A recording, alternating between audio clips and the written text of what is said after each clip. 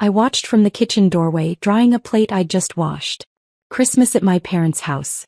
The same house I grew up in, though it felt smaller now. Or maybe I'd just outgrown it. Aunt Karen held court in the living room, her wine glass catching the light from the Christmas tree.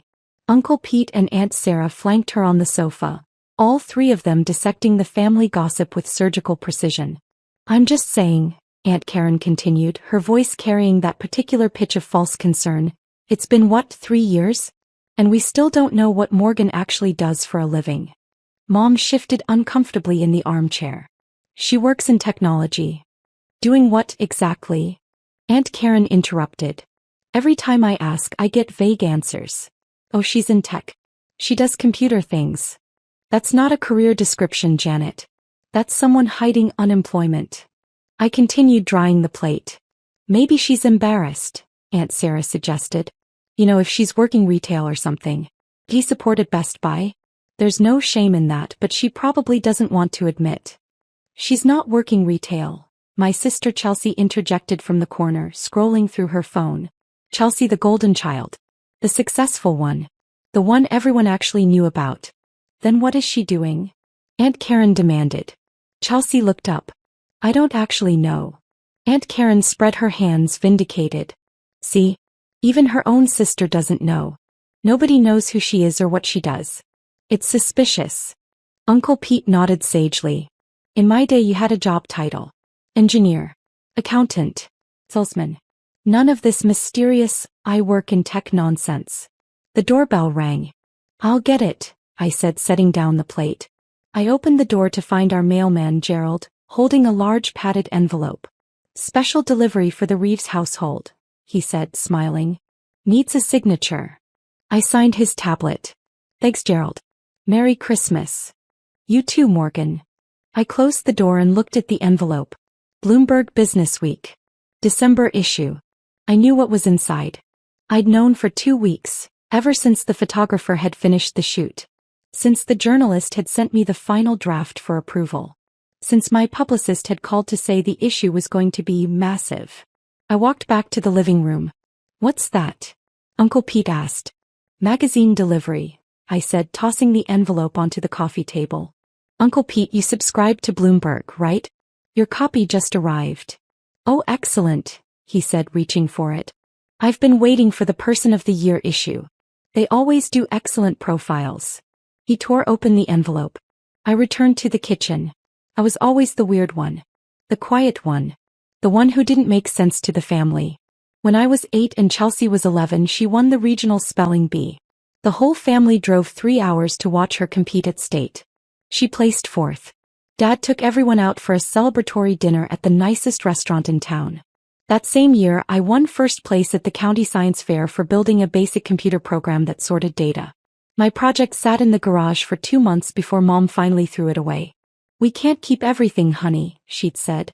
Chelsea's spelling bee trophy sat on the mantle for 6 years. When Chelsea was 14, she made varsity volleyball. Freshman year. Everyone called her a prodigy. Dad went to every game. Mom organized the team snacks. Aunt Karen bought her custom knee pads. When I was 14, I taught myself Python and built a website for Dad's small accounting firm. It automated half his data entry. "That's nice, sweetie," Dad had said, barely looking up from his paperwork. He paid someone $4,000 to rebuild the same site 2 years later because he'd forgotten I'd made the first one. When Chelsea was 16, she got her driver's license and Dad bought her a used Toyota Camry. Light blue, 45,000 miles, in perfect condition. When I was 16, I passed my driver's test on the first try. Dad congratulated me and said I could borrow Mom's car when she wasn't using it. I borrowed it 4 times in 2 years. The rest of the time Mom needed it. The worst part wasn't the car or the trophies or the attention. It was the comprehension gap. The family simply couldn't understand me. Chelsea's achievements made sense to them. Sports. Social success. Clear, measurable, understandable. My achievements existed in a world they couldn't see. Code. Algorithms. Systems. Digital architecture. At 17, I built an app that helped small businesses manage inventory. I sold it to a regional software company for $15,000. I told Dad at dinner. "That's great," he'd said. "What exactly is an app?" Chelsea had gotten a volleyball scholarship that same week. The family group chat exploded with celebration. 47 messages in 1 hour. My app sale got 3 responses, congrats, from Mom, a thumbs up emoji from Uncle Pete, and what's an app, from Grandma. At 18 I turned down a full ride to State University to attend MIT. Chelsea had gone to State on her volleyball scholarship. It was a family tradition, Dad said. For generations of Reeves had gone to State. MIT is too far away, Mom had protested. And so expensive. I have scholarships, I'd explained. Academic scholarships. They're covering 90% of tuition. But why? Dad had asked, genuinely confused. State has a perfectly good computer science program. MIT is MIT, I'd said. It's pretentious, Aunt Karen had declared at Easter dinner. Morgan thinks she's too good for the family school. I went to MIT anyway. The family came to Chelsea's volleyball games. They didn't visit me once in 4 years. What my family never understood, what they never bothered to ask about, was what I was actually building. At MIT I didn't just take classes. I lived in the computer lab. I collaborated with people who understood what I was trying to create. I found my people. Sophomore year I met 2 other students, David Chin and Priya Sharma. We spent 72 straight hours in the lab working on a project for our AI class. We built a machine learning model that could predict supply chain disruptions based on global data patterns. It was supposed to be a semester project. Our professor called it commercially viable. We spent the next year refining it. Junior year we entered it into a tech competition. We won $50,000 in meetings with 3 venture capital firms. Senior year we incorporated Meridian Analytics. The 3 of us equal partners working out of David's apartment. Our product, AI-powered predictive analytics for supply chain management. We could tell companies where their next disruption would come from before it happened. We had 12 clients by graduation. Revenue, $340,000 in the first year. I graduated magna cum laude. My family came to the ceremony. They took photos. We had lunch. They left before the evening reception where I received the departmental award for outstanding achievement in computer science. We have a long drive, Mom had explained. And your father has work tomorrow. Chelsea's volleyball banquet was the following week. They took 2 days off and drove 8 hours to attend. That summer, Meridian Analytics exploded. We landed a Fortune 500 client. A massive logistics company that paid us $890,000 for a year-long contract. Then another. Then 3 more. By 23, Meridian was generating $4.7 million in annual revenue. We had 17 employees. We'd moved into real office space in Cambridge. By 25, we'd raised $15 million in series of funding. Revenue hit $23 million. We had 63 employees and clients in 14 countries. By 27, we were the fastest growing AI analytics company in North America. Revenue, $127 million. Employees, 240. Valuation, $680 million. I owned 33% of the company. On paper, I was worth $224 million. My family knew none of this. At Thanksgiving when I was 24, Uncle Pete had asked what I was doing for work. I run a tech company, I'd said. Oh, like a startup? He'd asked. One of those things where you work 100 hours a week for no money? Something like that. Well, it builds character, he'd said, patting my shoulder. Even if it doesn't work out, you'll learn a lot. At Christmas when I was 26, Aunt Sarah had asked if I was still doing the computer thing. Yes, I'd said. Chelsea says you live in Boston? Cambridge, but yes. That's expensive. Are you managing okay? Do you need help with rent? I'm fine. Well, if you need anything, don't be too proud to ask. I owned a 2,400 square foot condo in Cambridge. Paid in cash. $1.8 million.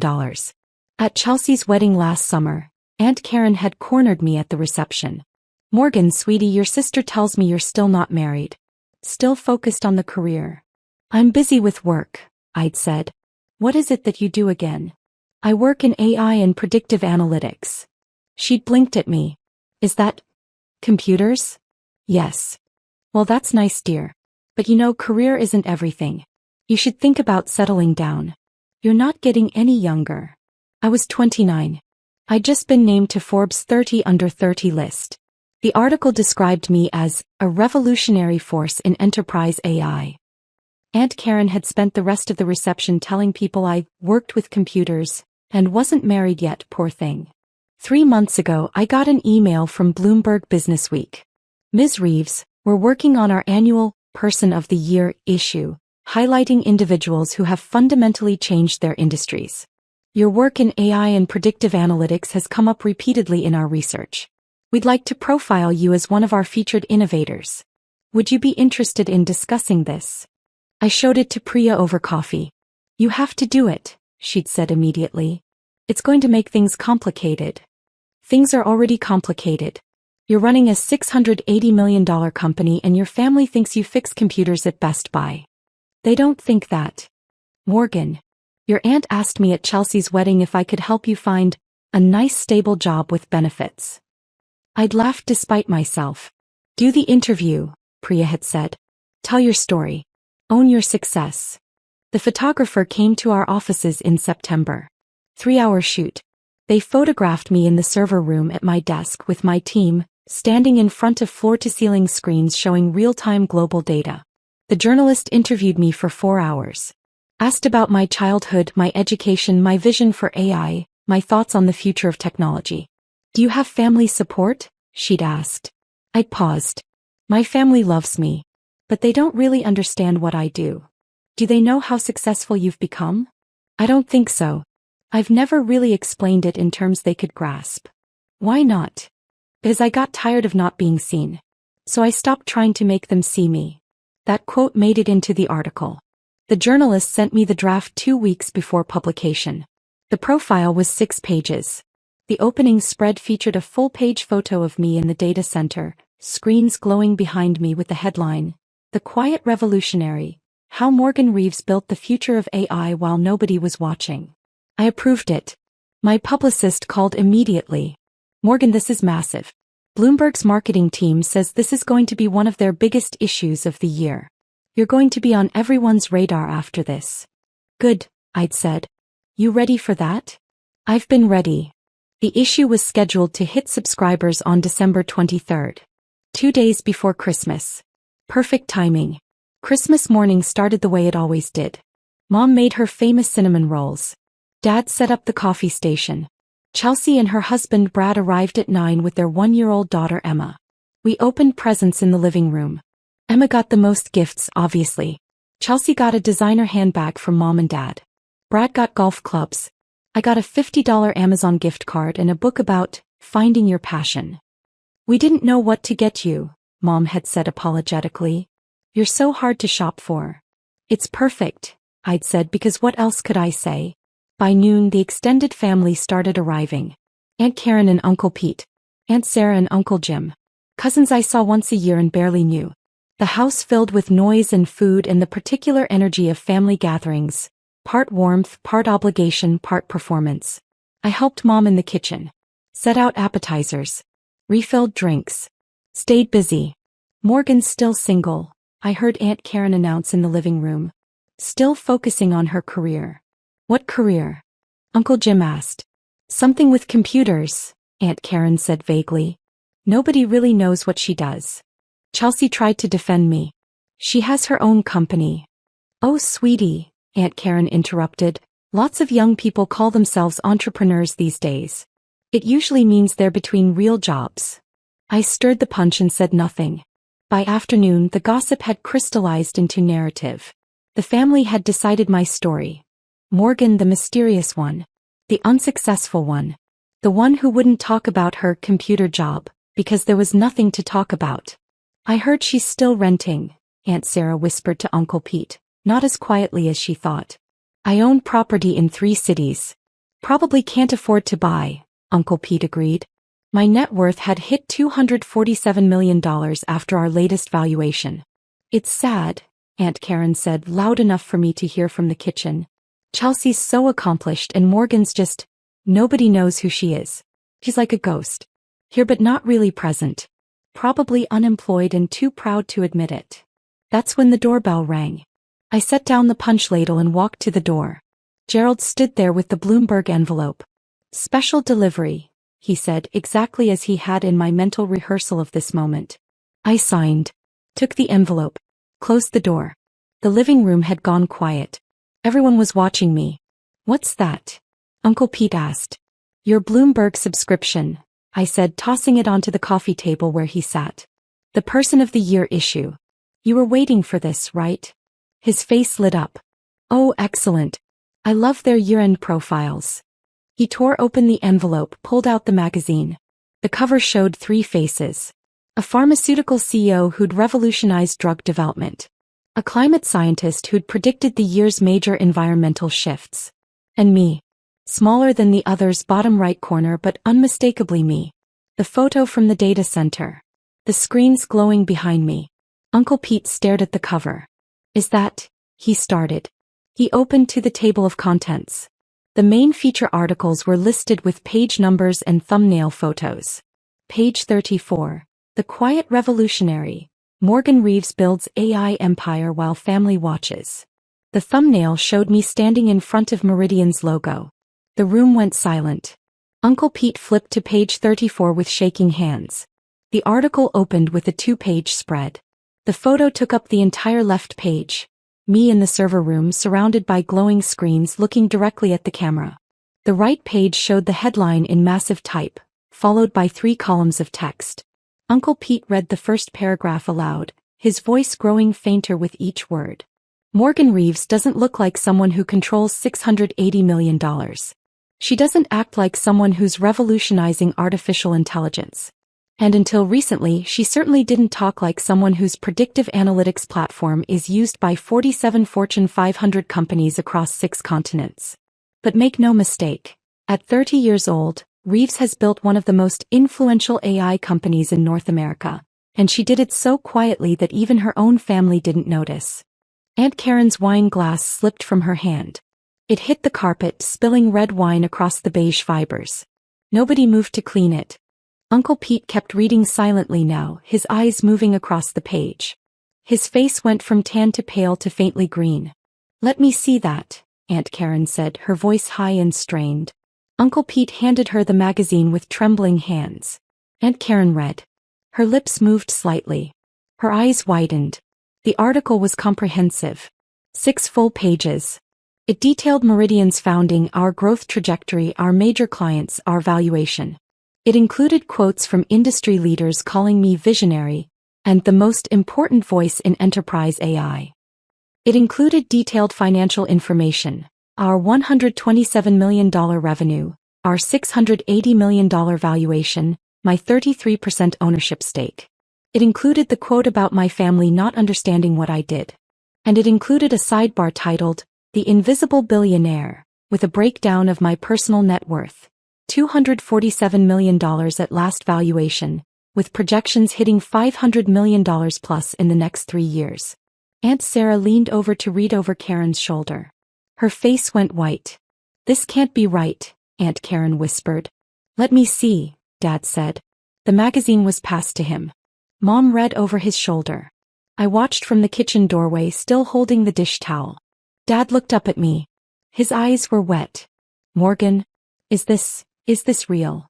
Yes, I said simply. You own a $680 million company? Technically, I own 33% of a $680 million company. David and Priya each own 33%. Investors own the rest. And your worth? He looked back at the magazine. It says $247 million. $247 million on paper. The number changes with each funding round.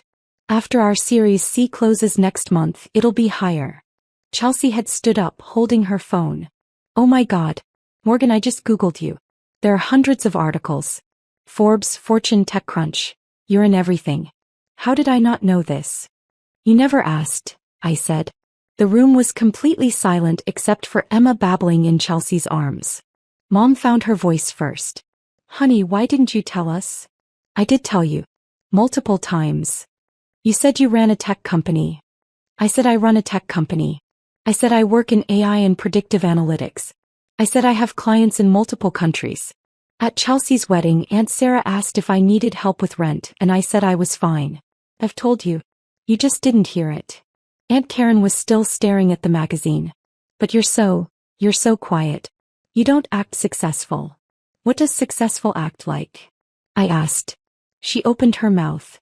Closed it. This article, Uncle Pete said, his voice strange. It says you gave the keynote at the Global AI Summit last year. Yes. And you've been featured in Forbes. 3 times. And you own property in Cambridge, San Francisco, and New York. I needed offices in those cities. It made sense to buy. Dad was reading the article in detail now. It says here that you taught yourself to code at age 9. 12, I corrected. They got that wrong. I tried to code at 9 but didn't really understand it until 12. And you built your first profitable app at 17. Sold it for $15,000. I told you about that. I don't remember. It was the same week Chelsea got her volleyball scholarship. At dinner. You asked what an app was. His face crumbled. Chelsea had sat down heavily on the sofa, still scrolling through her phone. Morgan, there's a TED Talk. You gave a TED Talk. Last March. It has 4.7 million views. It did well.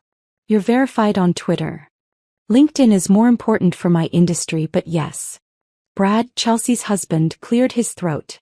Morgan, I work in finance. How did I not know about Meridian Analytics?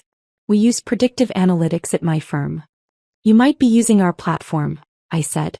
We white label for several financial service providers. His jaw dropped. The Meridian platform? That's yours. Mine, David's, and Priya's. That platform is industry changing. He stopped. I've been using your product for 2 years. How's it working for you? It's incredible. We've improved our risk assessment by 43% since implementation. That's about average for financial services, I said.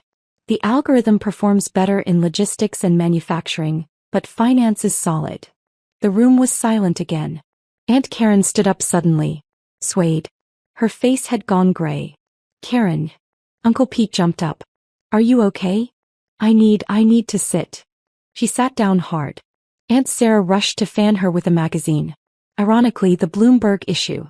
I don't understand, Aunt Karen said faintly. You're just Morgan. I am just Morgan, I agreed. But the magazine says you're successful. I supplied. Yes. Why didn't you tell us? I looked at her. This woman who'd spent years dismissing me, pitying me, treating me like the family failure. Aunt Karen, I said quietly, 30 minutes ago you told Uncle Pete that nobody knows who I am and I'm probably unemployed. You've spent years asking what I really do as if my answers weren't real. You've offered me career advice, rent money, and pity. You've treated my work like a hobby and my success like a fiction. Her face flushed red. I stopped trying to tell you, I continued, because you'd already decided who I was. The weird one. The unsuccessful one. The one who didn't make sense. And nothing I said could change that because you weren't listening. That's not fair. You called me unemployed less than an hour ago. She had no response. Dad set down the magazine. Morgan, I'm so sorry.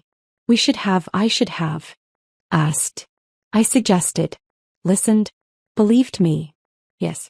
All of that. Mom was crying now. We're so proud of you. Are you? I asked. Not cruelly. Just honestly. Are you proud of me? Or are you proud of what Bloomberg says I accomplished? That's not. If this article didn't exist, I said, if I'd come home today and told you everything that's in those pages, would you have believed me? The silence was answer enough. Chelsea stood up, came to the kitchen doorway. Morgan, I'm sorry. I should have paid more attention. Should have asked more questions.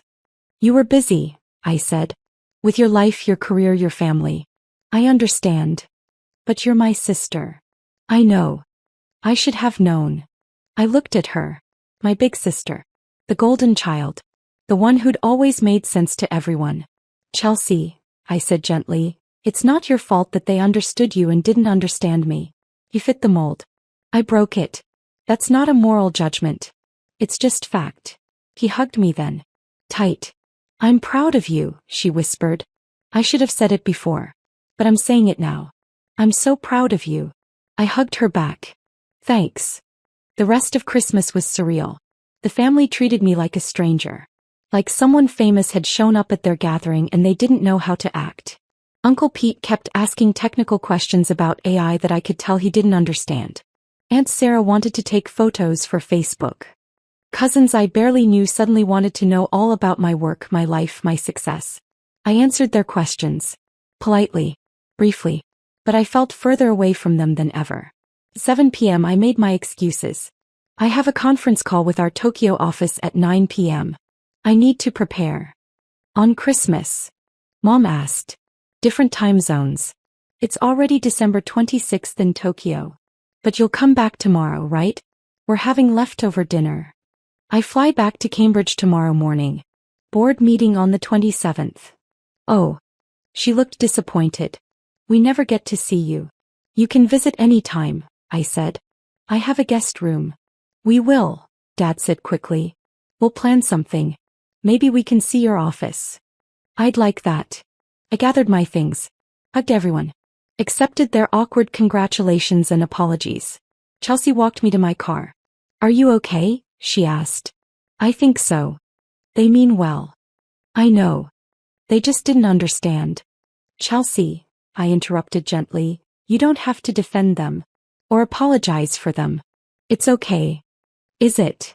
I thought about it. It will be. She hugged me again. Text me when you land tomorrow? I will. I drove away from the house, watching it shrink in the rearview mirror. My phone buzzed. A text from Priya. How'd it go? I typed back. Exactly as expected. You okay? Better than okay. I'm free. As I was. Finally. For years I'd carried their misunderstanding like weight. Their inability to see me had made me feel invisible.